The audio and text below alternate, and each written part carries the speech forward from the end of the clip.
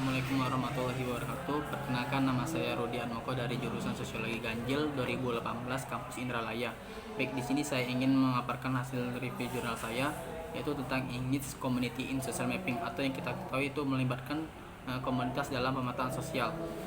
Telah kita ketahui, dalam pemetaan kali ini itu menggunakan suatu metode, yaitu metode partisipatoris, di mana metode ini menggunakan pengumpulan data yang melibatkan kerjasama antara pengumpul data dan respondennya.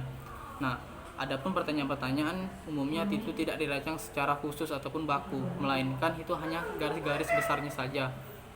Nah, hal itu dapat dilihat dari desain proyek yang telah dibuat dalam pemetaan ini, yaitu bernama proyek Tekpono Jikwago, di mana desain ini dibuat untuk menekankan rendahnya penyerapan dan peningkatan keluarga berencana yang kebutuhannya itu tidak terpenuhi untuk keluarga berencana di daerah Benin.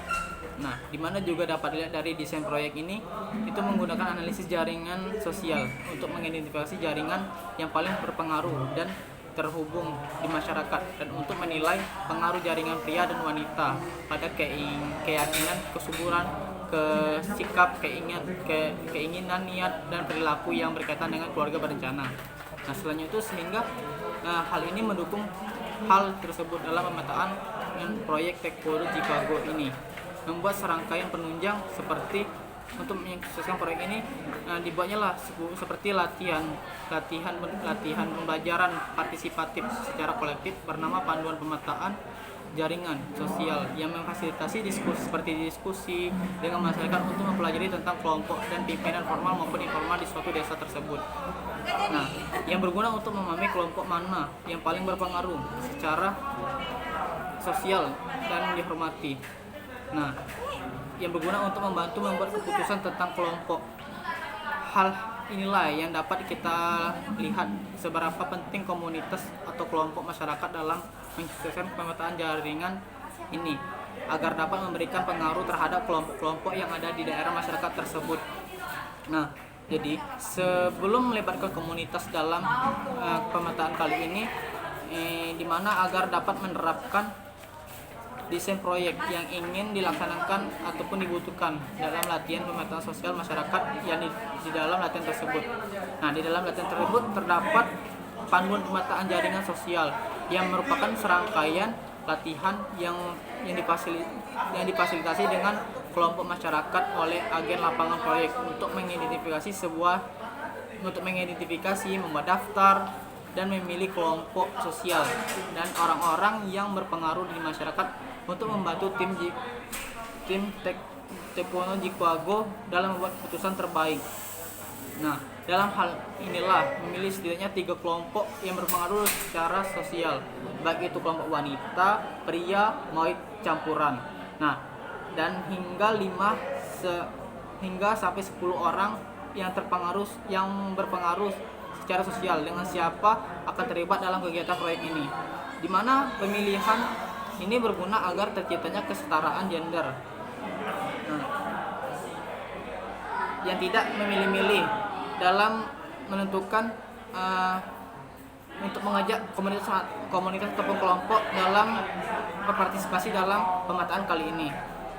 Nah, pemetaan sosial ini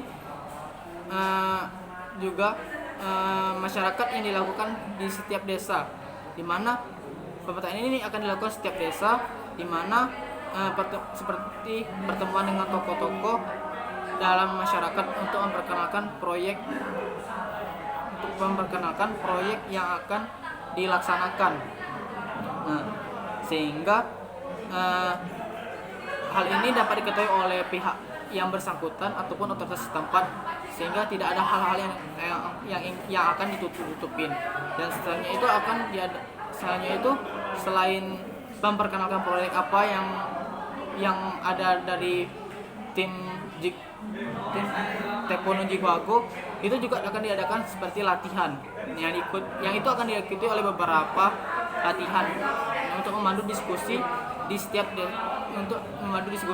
dan analisis dengan beberapa kelompok di setiap desa, atau bisa juga yang mewakili dari setiap sudut pandang yang berbeda yang terdapat di dalam suatu desa tersebut.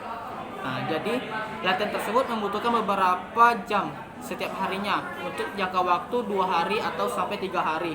Nah, di mana agar mendapatkan hal-hal yang telah direncanakan dalam pemetaan jaringan ini, hal yang saya tangkap pertama itu harus memerlukan izin, di mana untuk izin itu ya merupakan izin administrasi dari otoritas setempat ataupun kepala daerah ataupun ketua komunitas maupun ketua kelompok yang ada di daerah tersebut. Nah, bertujuan yang akan memberikan izin kegiatan tersebut di dalam berlangsungnya kegiatan tersebut. Nah, apa maksud tujuan kedatangan, dan disitulah kita akan menjelaskan apa sih maksud kedatangan kita dalam daerah dalam daerah tersebut. Nah, dengan secara rinci dan dengan gamblang, sehingga tidak ada lagi hal-hal yang akan ditutupi, sehingga terdapatlah suatu hal keterbukaan yang tidak ada yang ditutupin. Nah, selanjutnya itu kedua itu setelah mendapatkan izin dan berkenalan dengan pihak otoritas setempat, barulah kita dapat mempelajari tentang kelompok influental untuk mengidentifikasi, mendeskripsikan dan mengenali kelompok yang ada di desa tersebut dengan melakukan pendekatan, memperkenalkan maksud dan tujuan dari proyek kita. Nah, itu baik secara rinci maupun detail terhadap kelompok bahwa sangat menarik untuk mendengarkan ide-ide serta gagasan yang akan disampaikan setelah kita memberikan arahan terhadap kelompok maupun komunitas yang ada di masyarakat tersebut. Nah, yang ketiga ini memahami dinamika sosial di masyarakat yang berpengaruh dalam pemetaan. Maksudnya itu memahami apa sih gejala-gejala yang terjadi di masyarakat yang bisa menimbulkan perubahan-perubahan di dalam masyarakat, sehingga dapat mengetahui informasi dari masyarakat yang memiliki pengaruh di dalam lingkungan masyarakat tersebut dengan memberikan beberapa pertanyaan terhadap keseluruhan komunitas maupun kelompok, sehingga dapat memilih mana orang yang paling berpengaruh sih di dalam suatu masyarakat tersebut atau dalam suatu kelompok tersebut, sehingga pemetaan ini dapat berjalan dengan langsung dan dapat berjalan dengan lancar. Nah, sesuai dengan desain proyek yang telah diajukan oleh Tekpono Jikago, sehingga dia dapat mengetahui kelompok-kelompok mana yang bisa diberikan arahan sehingga sesuai dengan jalan yang telah direncanakan. Nah, selanjutnya itu ada pun juga hal yang untuk mendapatkan komunitas ataupun kelompok mana yang akan dilakukan kerjasama, itu dapat dilihat dari beberapa hal yang telah kita lewati. Tetapi hal itu juga dapat kita memilih kelompok yang paling menarik dengan siapa kita bekerja, seperti kriteria sebagai berikut, yaitu pertama pengaruh kelompok yang terdapat di desa tersebut ataupun di dalam lingkungan masyarakat tersebut maupun di dalam komunitas tersebut. Dan kedua itu kognitivitas yang terdapat di dalam suatu masyarakat tersebut, yaitu frekuensi pertemuan di antara kelompok ataupun masyarakat yang ada di desa tersebut.